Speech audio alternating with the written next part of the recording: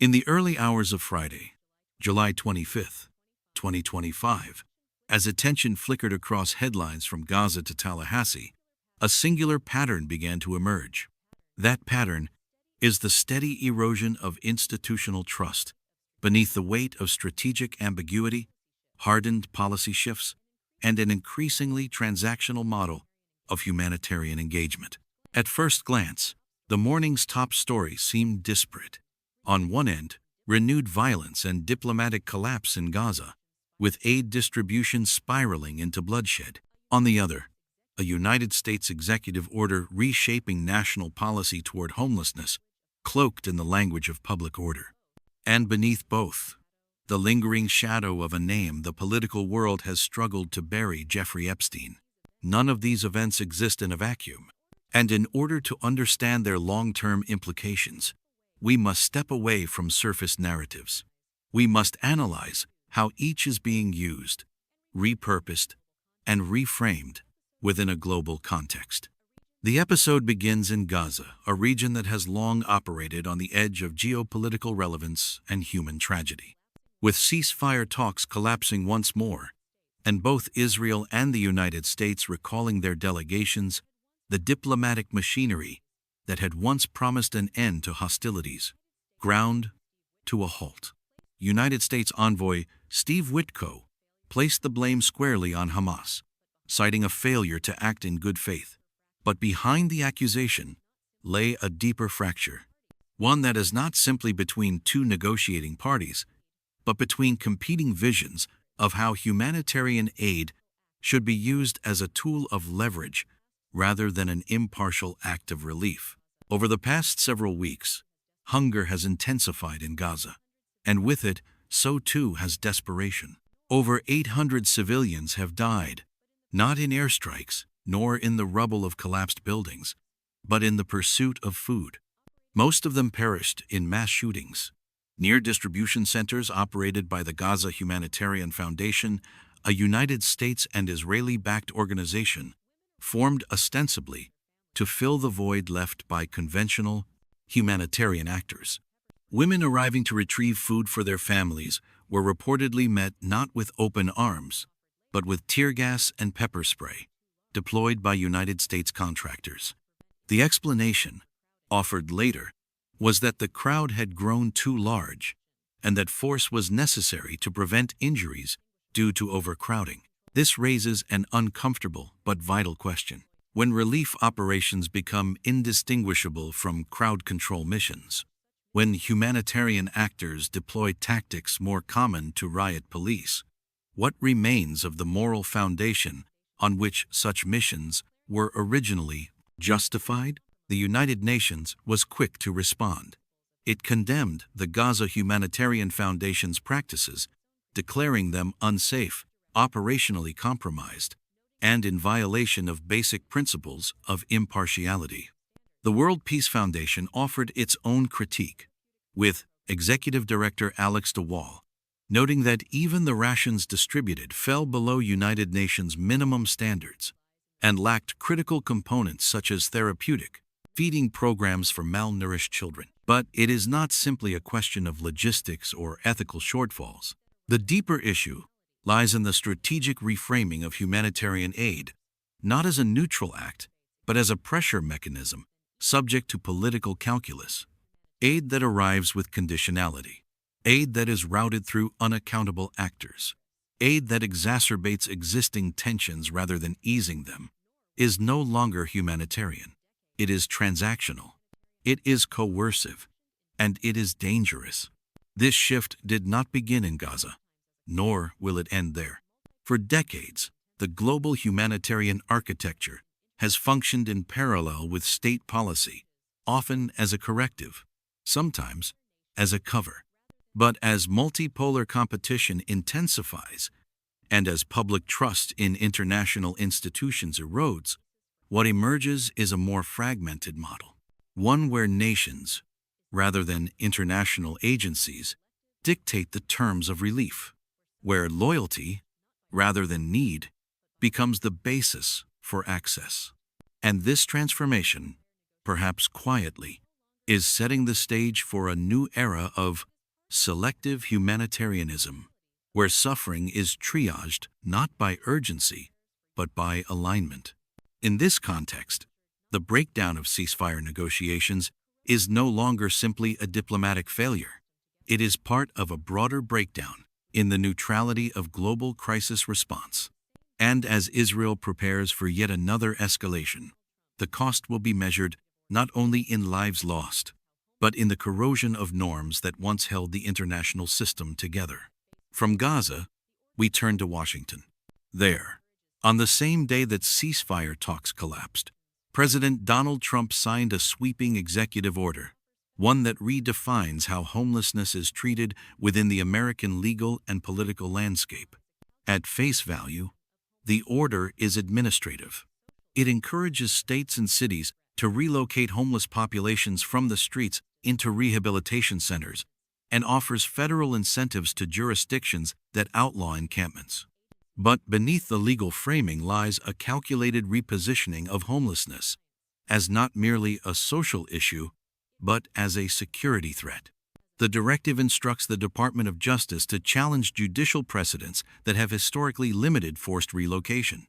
It empowers agencies to redirect funding and prioritize grants for regions that demonstrate compliance.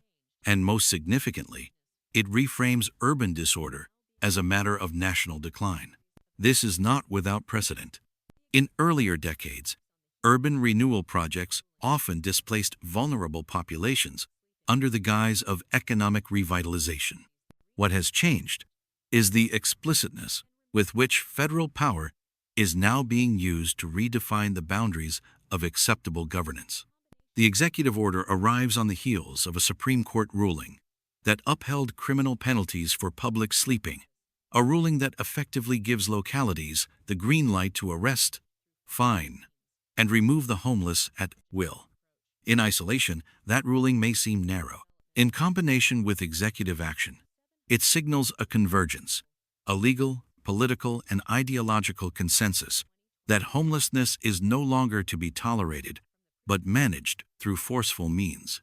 There is a certain logic to this approach. The Department of Housing and Urban Development recently reported that over 770,000 people were counted as homeless on a single night in January 2020, an 18% increase from the previous year. Rising inflation, housing shortages, and stagnant wages have created a feedback loop of instability. But the solution now being pursued is not structural reform, but administrative containment. The implication is profound. In defining homelessness as a visibility problem rather than a resource failure, the state reasserts its authority through punitive optics. Encampments are not dismantled because housing has been secured, but because they threaten the perception of order. People are not helped, they are removed. The streets are not reclaimed for the public, but for politics. Critics have been swift in their condemnation. Homelessness advocates argue that the rehabilitation centers mentioned in the executive order lack both capacity and oversight, and that forced relocation violates basic civil rights. But the real power of the policy does not lie in its implementation, it lies in its signaling. The message is clear. The state will no longer tolerate disorder that it cannot control. And in a broader context, one shaped by post-pandemic urban decay, growing populist movements, and deepening cultural divides, such messaging serves not only a domestic agenda, but a global narrative. To allies and adversaries alike, it signals that the United States, under President Trump, is willing to abandon the performative constraints of liberal governance in favor of direct, visible control. This turn, from social policy to securitized policy, is neither new nor complete, but it is accelerating. And it is here, at the intersection of order and optics, governance and coercion, that the next phase of domestic policy will likely unfold. If the humanitarian crisis in Gaza exposes the strategic weaponization of aid, and if the homelessness directive signals a domestic shift towards securitized governance, then the next chapter unfolds in a far murkier arena. where reputations are built on silence, and power resides not in elected office, but in the control of information. It begins with a name that never quite disappears: Jeffrey Epstein. His death in 2019 was officially ruled a suicide, but it has never truly exited the national conversation. His network, his client list, and the question of who protected him and why continue to cast a long shadow across multiple administrations, across both political parties, and across a wide spectrum of global elites. This week, that shadow lengthened. Deputy United States Attorney General Todd Blanche confirmed that he had met with Ghislaine Maxwell Epstein's longtime associate, currently serving a 20-year sentence in a federal prison in Tallahassee. That meeting, followed by another the next day, was not explained in detail, but the timing was not accidental. President Donald Trump, under mounting pressure from both allies and critics, faces renewed calls to declassify documents related to Epstein's operations, his associations, and the full scope of his trafficking network. What was once dismissed as conspiracy is now entering the language of statecraft.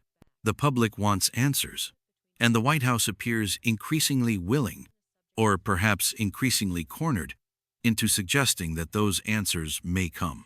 But behind the speculation lies a more strategic question. What does the timing of these disclosures reveal about the changing nature of political leverage in the post-truth era? To answer this, we must look back. The relationship between Donald Trump and Jeffrey Epstein has long been a subject of scrutiny and ambiguity.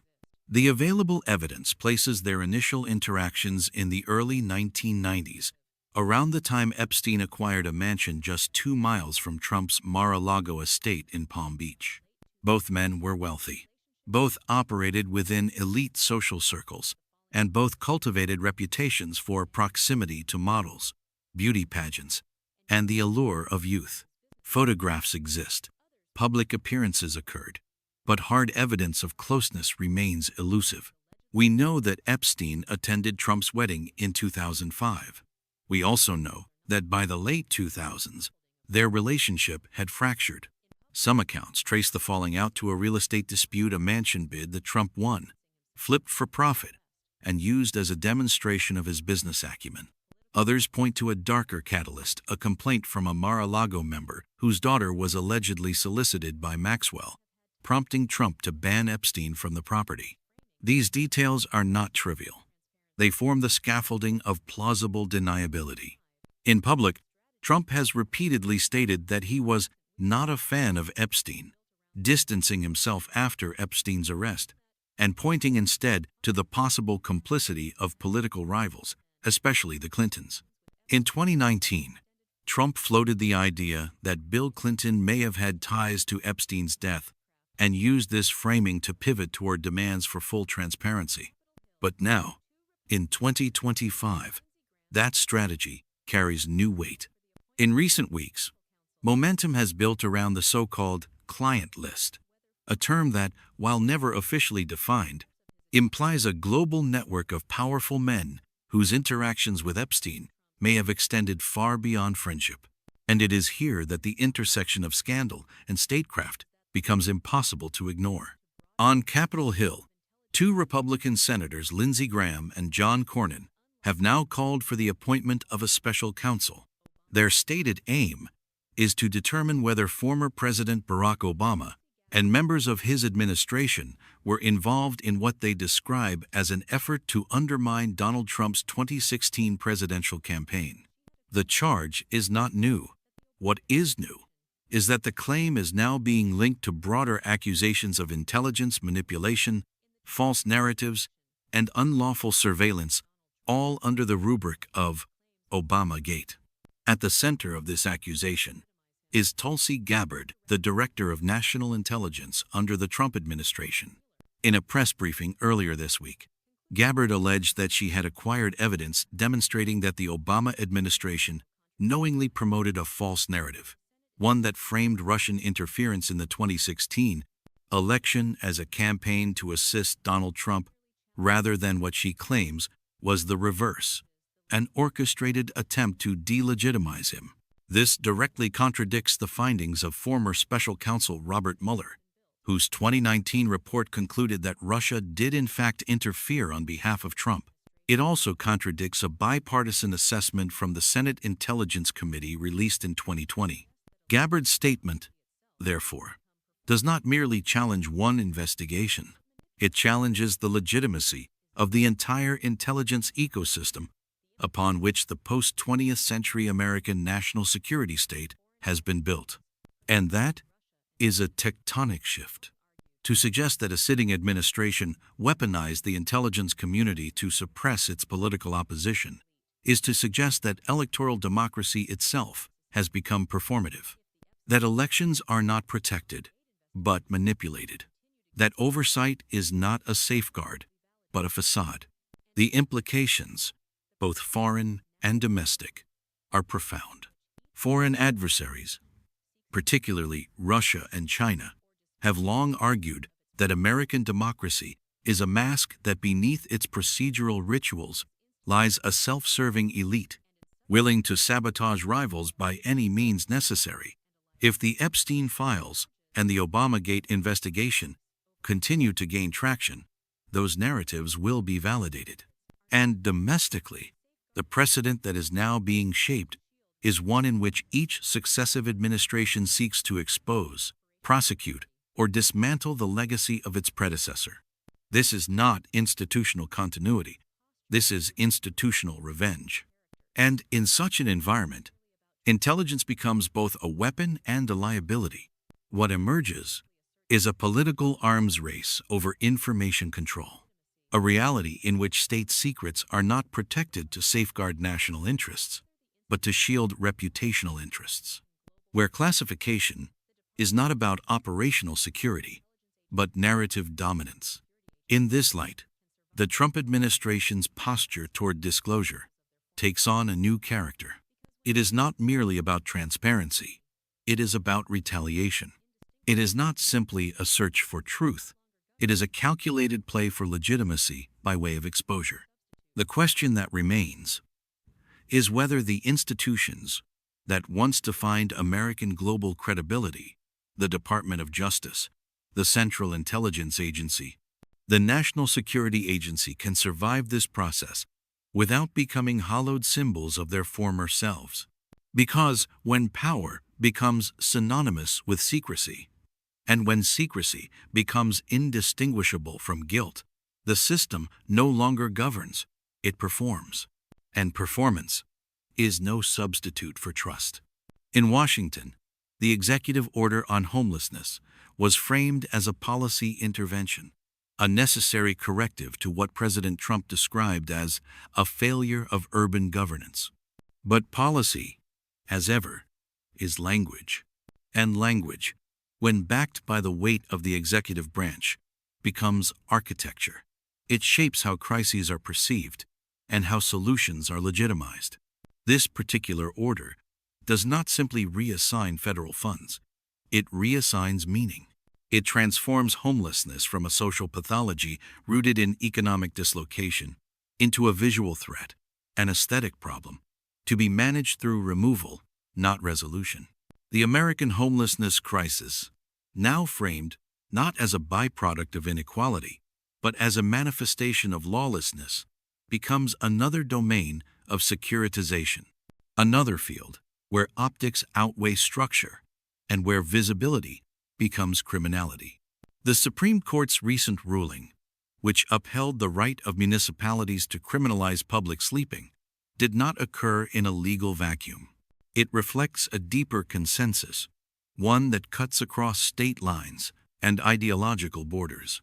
That consensus holds that disorder must be concealed, that suffering must be spatially confined, and that the appearance of normalcy must be preserved, even at the cost of dignity. This is not uniquely American.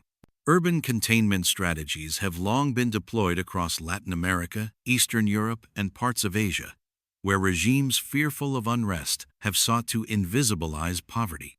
But what distinguishes the American case is the fusion of punitive policy with performative nationalism. The homelessness order is not just about domestic order.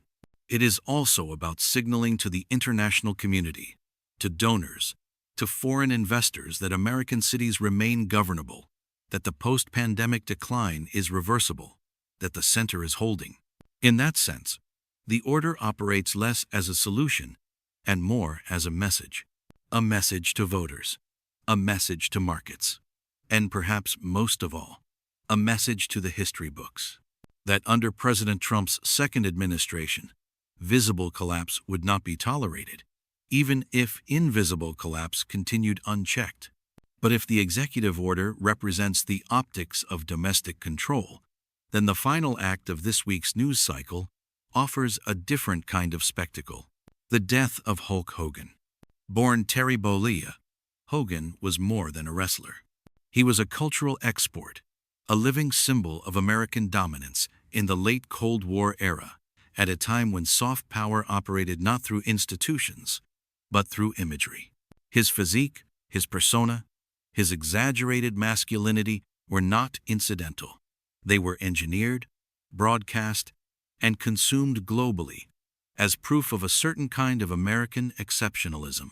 From the early 1980s through the late 1990s, Hogan was not just a wrestler, he was a projection. He embodied a version of the United States that was unapologetically strong, garish, and unrelentingly optimistic. A nation that solved problems through charisma, through muscle, through spectacle. And in a world still bifurcated by ideology, he served a function. He reassured domestic audiences that strength could be entertaining, and he warned foreign adversaries that American identity could not be contained within policy briefs. It was performative, global, and capable of domination, even in parody. But as with all symbols, time eroded his clarity. Hogan's later years were marked not by triumph, but by scandal. Admissions of steroid use, legal battles, and a recorded tirade filled with racial slurs all contributed to his fall from grace. The World Wrestling Entertainment Corporation distanced itself. Sponsors retreated. Fans reevaluated what he had once represented. And though he would later return to the WWE stage, his legacy had already been recalibrated. In 2025, his death did not simply mark the passing of a man. It marked the end of a narrative. The narrative of American innocence, of American spectacle, and of American soft power as inherently righteous. That narrative, once exported through Hollywood, professional wrestling, and global pop culture, now competes with Chinese cinema, Russian disinformation, and decentralized entertainment ecosystems that no longer accept American framing as default. Hogan's decline mirrors a national decline in cultural coherence. Once, the United States exported identity. Now, it defends fragments. Once, the United States defined global masculinity. Now, it debates its own definitions. And once, the United States sold triumph as entertainment. Now, it sells grievance as news. The arc is not linear, but it is unmistakable. The collapse of heroes is not merely nostalgic, it is diagnostic. It tells us what a society once valued and what it can no longer sustain. And as the nation wrestles with humanitarian controversies abroad, authoritarian pivots at home, and a collapsing faith in institutional integrity, the death of a cultural icon becomes more than personal. It becomes emblematic. Because when symbols die, stories unravel. And when stories unravel, the strategic coherence of a nation begins to fracture. In sum, the events of this single day, July 25th, 2025, may appear disconnected on the surface, but taken together, they reveal a troubling convergence. A humanitarian apparatus that now operates with coercive logic, a domestic policy shift that prioritizes optics over equity, an intelligence system increasingly weaponized for political ends, and a cultural fabric that no longer produces unifying myths, only contested memories. Each of these domains, aid, governance, secrecy, spectacle, once functioned as pillars of American soft and hard power. Each now shows signs of strain. The Gaza aid operation reveals the strategic collapse of humanitarian impartiality. The executive order on homelessness exposes a return to aesthetics-driven control. The Epstein investigations and Obamagate accusations reveal a state at war with its own past. And the death of Hulk Hogan reminds us that narratives, even muscular, confident, nationalist narratives, are mortal. In the world of geopolitics, coherence is power. When that coherence breaks down, when signals contradict, and when values are displaced by expediency, the vacuum that follows is rarely silent. It is filled by rivals, by actors unconstrained by legacy, and by movements that no longer believe in the promise of reform, only the necessity of rupture. Cold logic is not concerned with nostalgia. It does not seek comfort. It seeks pattern. And the pattern emerging from this week is one of acceleration. Acceleration toward a multipolar world where soft power fades, hard power fragments, and truth becomes negotiable. The question is not whether the United States will endure. The question is whether it will recognize that the battleground has shifted from territory to narrative, from borders to meaning. And in that new arena, power is coherence. And coherence is running out.